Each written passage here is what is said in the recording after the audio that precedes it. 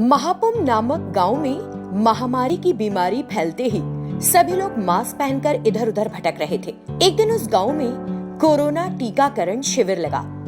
हम सभी इस कोरोना वायरस के कारण बहुत सी परेशानियों का सामना कर रहे हैं। हमारे कई गांव वाले मारे भी गए। एक तरफ कोरोना और दूसरी तरफ ये लॉकडाउन काफी मुसीबत पैदा कर रहा है। वे हमारे गांव में भी वैक्सीन लगा रहे हैं। चलो कल चलते हैं। अगले दिन दोनों मास्क पहनकर टीकाकरण केंद्र गए। वहां एक स्वास्थ्य अधिकारी बैठा था। सर, हम दोनों को टीका लगा दीजिए। अरे, पहले तुम मुझसे दूर रहकर बात करो। मुझे क्या पता कि तुम कहां से आ रहे हो। तुम यहाँ गंदे कपड़े और बदबूदार मास्क पहनकर आ जाते हो। तुम जैसे लोगों के कारण ये बीमारी इतनी तेजी से फैल रही है। सबसे पहले मुझे अपना रजिस्ट्रेशन दिखाओ, फिर दूंगा वैक्सीनेशन। क्या रजिस्ट्रेशन सर? पहले जाओ और फोन पर रजिस्ट्रेशन करवाओ, तब आना यहाँ। सर, हम किसान हैं, हमारे पास फोन नहीं है। तो जाओ और मर जाओ। सुबह सुबह मेरा दिमाग मत खाओ। ये सुनकर वो दोनों वहां से चले गए। घर पहुंचकर रमेश एक जगह बैठकर अपनी पत्नी को बुलाता है। सौम्या, मुझे पानी दो, बहुत प्यास लगी है। मैं ला रही हूं जी। इतना कहकर वो रमेश के पास आई। तभी रमेश का बेटा चिंटू वहां आया। पापा, आपको लग गया टीका? नहीं बेटा, हम जैसे गरीब लोगों को टीका नहीं लग सकता। हमारी किस्मत में इस बीमारी से मरना ही लिखा है। हमारी गरीबी हमें वैक्सीन भी नहीं लगने देगी। क्या कह रहे हो जी? मैं और कृष्णा टीकाकरण केंद्र गए थे सौम्या। उन्होंने कहा कि हमें वैक्सीन देना संभव नहीं क्योंकि हमने फोन से रजिस्ट्रेशन नहीं करवाया। आप परेशान मत हो, हमारे साथ सब कुछ अच्छा होगा। अगले दिन सुबह चिंटू नहा धोकर मास्क पहनकर टीकाकरण केंद्र चला गया। सर, मैं कोरोना वैक्सीन लेने आया था। क्या तुमने मोबाइल से रजिस्ट्रेशन करवा लिया है? नहीं सर, मैं नहीं करवा पाया क्योंकि मेरे पास फोन नहीं है। यदि तुम्हारा रजिस्ट्रेशन नहीं हुआ है तो हम तुमको वैक्सीन नहीं दे सकते। जब चिंटू वहां से जा रहा था तो उनकी बातचीत सुनने वाले एक डॉक्टर को उस पर दया आई और उसने उसे बुलाया। तुम्हारा नाम क्या है लड़के? मेरा नाम चिंटू है डॉक्टर साहब। चिंता मत करो, तुम जाओ और अपना आधार कार्ड ले आओ, मैं करा दूंगा रजिस्ट्रेशन, तब तुम टीका लगवा सकते हो।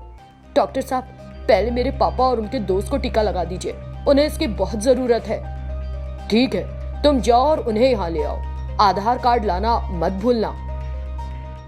चिंटू घर गया और अपने पापा रमेश और कृष्ण को डॉक्टर के पास ले आया। फिर डॉक्टर ने उनका रजिस्ट्रेशन किया। मुझे अपना आधार कार्ड दिखा दो, फिर तुम भी वैक्सीन लगवा सकते हो। डॉक्टर साहब, आप बहुत अच्छे इंसान हैं। हमारे गांव में कई बुढ़े बुढ़िया हैं, प्लीज उन लोगों को भी वैक्सीन लगा दीजिए। ठीक है, तुम जाओ और उन लोगों की लिस्ट लेकर आ जाओ जिन्होंने अभी तक इस गांव में रजिस्ट्रेशन नहीं करवाया। मैं रजिस्ट्रेशन कराकर उन्हें वैक्सीन लगा दूंगा। अगले दिन चिंटू ने वो लिस्ट तैयार की और डॉक्टर के पास गया। डॉक्टर ने रजिस्ट्रेशन करवा दिया। फिर वो उन सभी ग्रामीणों को टीका देकर उनकी मदद करता है। उन ग्रामीणों ने उस डॉक्टर को उन्हें टीका लगाने के लिए धन्यवाद दिया। एक नई कहानी। केठीपुर नामक गांव में विमला नाम की एक महिला रहती थी। उसका बेटा राहुल शहर में पढ़ता था। पढ़ाई पूरी करने के बाद उसे उसी शहर में नौकरी मिल गई। फिर उसने प्रणीता नाम की एक लड़की को प्यार किया और शादी कर ली। दोनों खुशी खुशी रह रहे थे। राहुल ने अपनी माँ विमला को अपने साथ रहने को कहा तो वो उनके घर आ गई, लेकिन सास बहू एक दूसरे को पसंद नहीं कर रही थी। विमला हमेशा प्रणीता की गलतियां निकालती रहती थी। एक दिन प्रणीता ने खाना बनाया, तब विमला किचन में गई और उस करी में और मिर्च पाउडर डाल दिया और चुपचाप अपने कमरे में चली गई।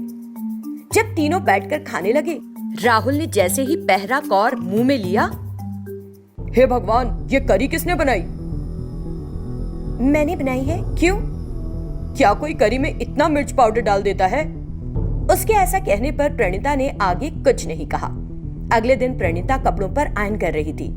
उसी समय प्रणीता, मेरी प्रोजेक्ट फाइल यहाँ कहीं दिखाई नहीं दे रही, तुमने कहीं रख दी थी क्या? प्रणीता आयरन को स्विच ऑफ करके राहुल के पास गई। विमला ने तुरंत आयरन को फिर से शुरू कर दिया, लेकिन किस्मत से प्रणीता ने उसे करते देख लिया।